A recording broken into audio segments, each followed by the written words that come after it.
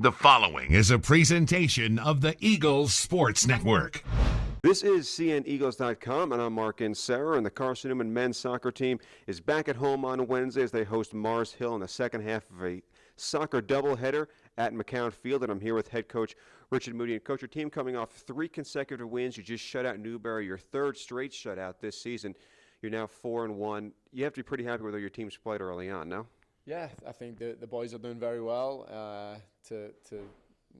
Again, to have 3 shutouts in a row is massive for a team that's replaced almost the entire back 4. So, and to have a freshman in the goal, we're extremely happy with the way we're playing and performing. And I think each week and each game we're getting better.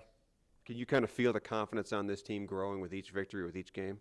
Yeah, it's I don't think it's the most talented group of individuals that we've had here, but in regards to team and chemistry and unity, I think they're up there with the best. And truthfully, I think that's what got the 2013 team as far as he did. And I'm not making any comparisons to this team and that, but you just feel like in every game that their never say die attitude, their ability to work hard for each other, and to have the amount of injuries and that I've had to have made as many changes as we've needed to so early on. It just speaks volumes for these kids, and they're not willing to go down without a fight. So.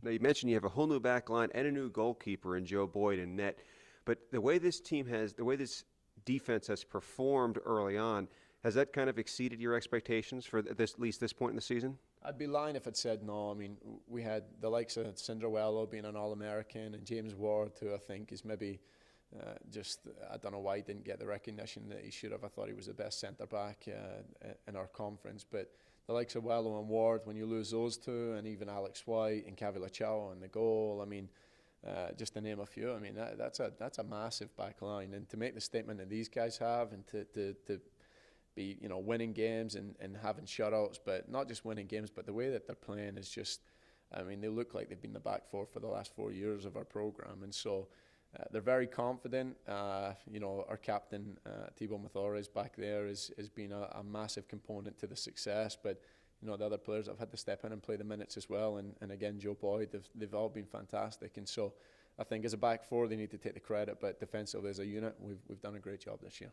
Now, you just beat Newberry 3-0, and one of the players that got on the score sheet for you in that game was Tom Reed. And you mentioned post-game how he'd been getting frustrated because teams are marking him now that they know how good he is. And he was able to get on the score sheet and score against Newberry. How nice is it to be able to have him get a goal to get to a point where he's probably in a better place mentally now with that goal to his credit? Yeah, it's a tough day out for Tom Reed every week.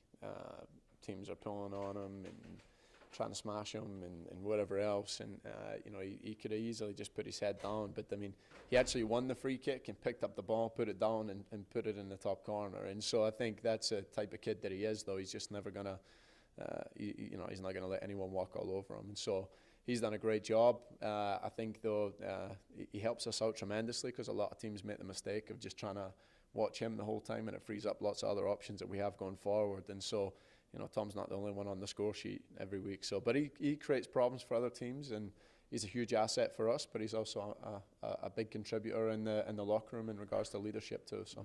Now you're back at home for the first time in a few games. How nice is it going to be back on your home field on Wednesday? That feels weird, but it's exciting to be at home. The kids there are excited to play at home. But for us, I think the most exciting part is just getting the crowd out to McCown Field, and we've always been able to have a larger crowd.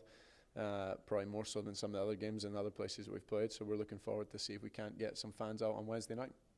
Now, this is a Mars Hill team that you guys obviously are familiar with, being a SAC team, and you've always said there aren't any easy games in the conference. So how tough of a matchup do they present?